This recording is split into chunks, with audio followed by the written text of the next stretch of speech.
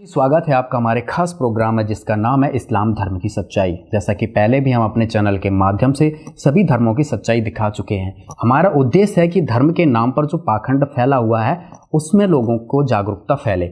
इसी के साथ आज हम इस्लाम धर्म पे चर्चा करेंगे और जानेंगे कि क्या इस्लाम धर्म में जो भक्ति विधि चल रही है क्या वो सही है, क्या इस्लाम धर्म में चलने वाली सभी साधनाओं से मानव का कल्याण हो सकता है। इसी चर्चा में हमारे साथ हैं डॉक्टर शहजाद खान। इनसे हम चर्चा करेंगे इस्लाम धर्म के विषय में, क्योंकि पहले ये इस्लाम धर्म को फॉलो करते थे लेकिन अब ये संत रामपाल जी के भक्त बन चुके हैं और इनसे जानेंगे कि इतना बड़ा परिवर्तन कैसे, कब और क्यों हुआ। हमारे साथ हैं डॉक्टर शहजाद खान। शहजाद खान जी, स्वागत है आपका हमारे खास प्रोग्राम में। नमस्कार सर, बहुत बहुत धन्यवाद, आपने मेरे को अपने चैनल में इनवाइट किया। मेरा नाम डॉक्टर मोहम्मद शहजाद खान है और मैं गुड़गांव से बिलोंग करता हूँ और मैं डॉक्टर हूँ।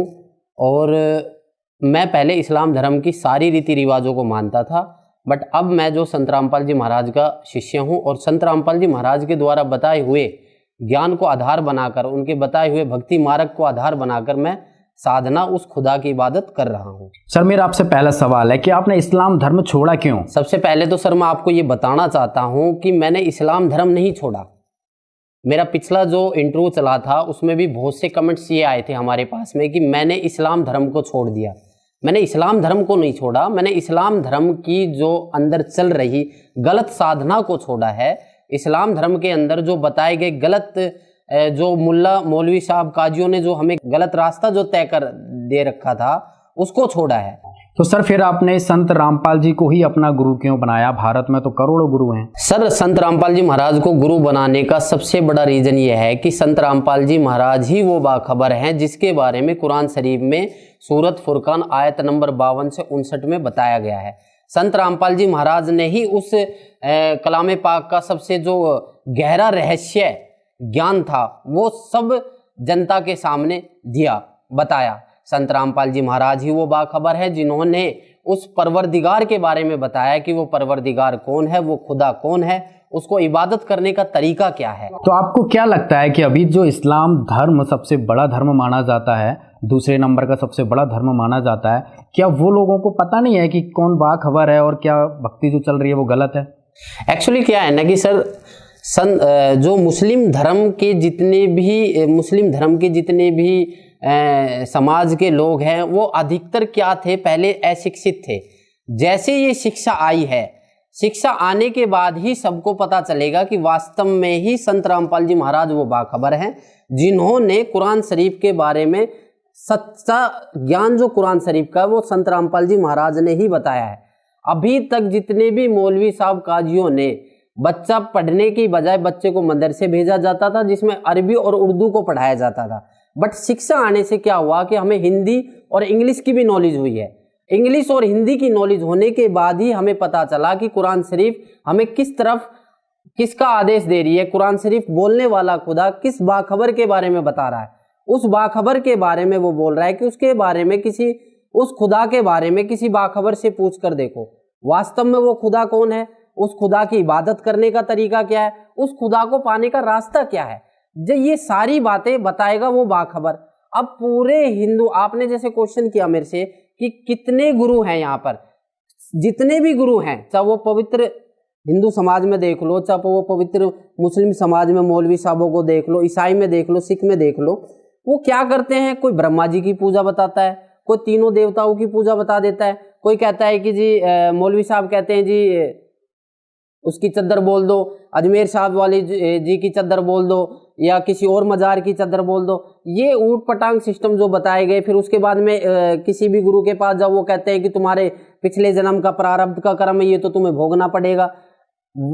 सबसे पहले बात मैं ये बताना चाहता हूँ कि जितने भी संत रामपाल जी महाराज से पहले गुरु आए हैं या गुरु हैं या प्रेजेंट में भी संत रामपाल जी महाराज के अलावा जितने भी गुरु हैं, उन्होंने किसी ने ये नहीं बताया कि कबीर ही वो भगवान है, कबीर साहिब ही वो खुदा है, कबीर साहिब ही वो परवरदिगार है।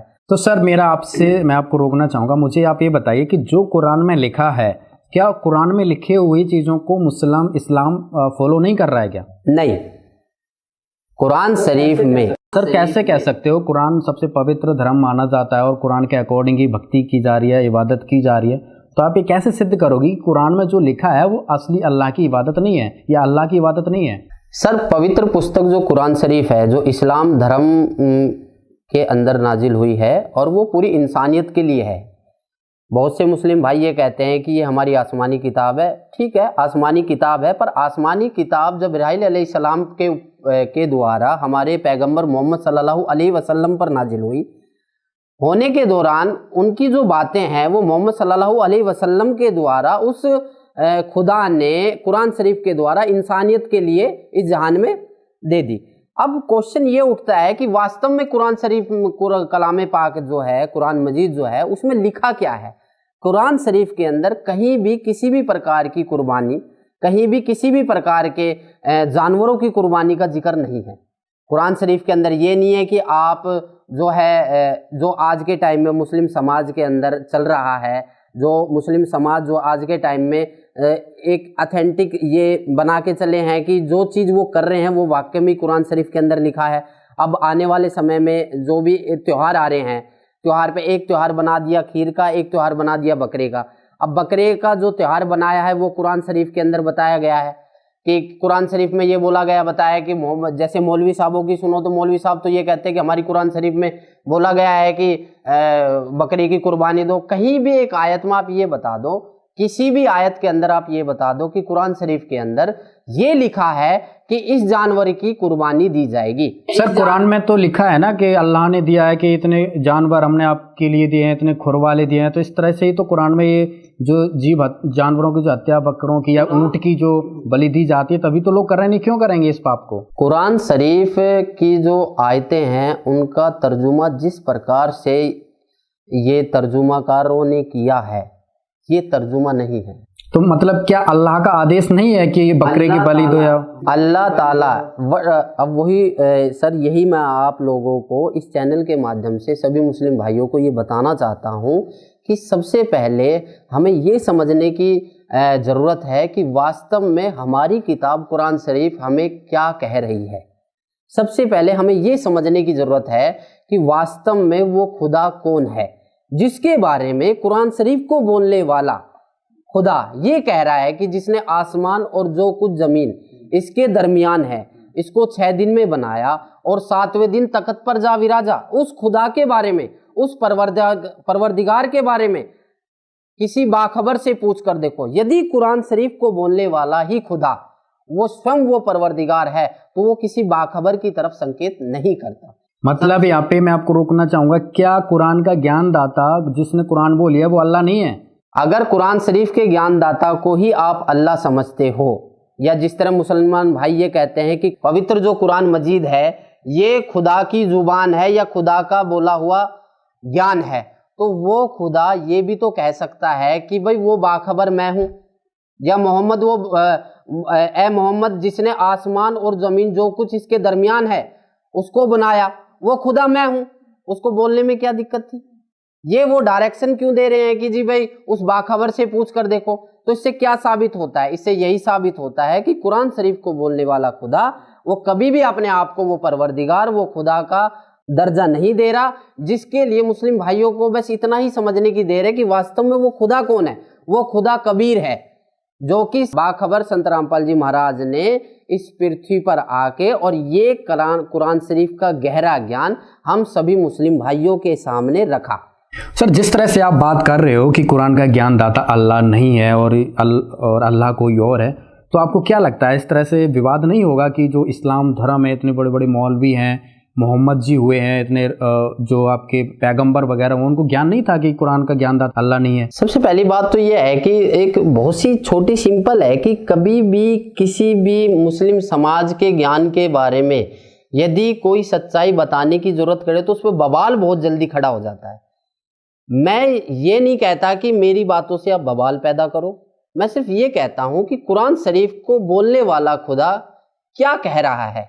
हमें कुरान शरीफ के अकॉर्डिंग चलना है, ना कि कुरान शरीफ के अलावा चलना है। हमें कलाम, जब कुरान शरीफ हमारे ऊपर नाजिल की गई थी तो मोहम्मद साहब ने कहा है कि ये पूरी इंसानियत के लिए नाजिल की गई है। तो ये ज़रूरी नहीं है कि केवल मुस्लिम समाज ही इस चीज़ को फॉलो करे।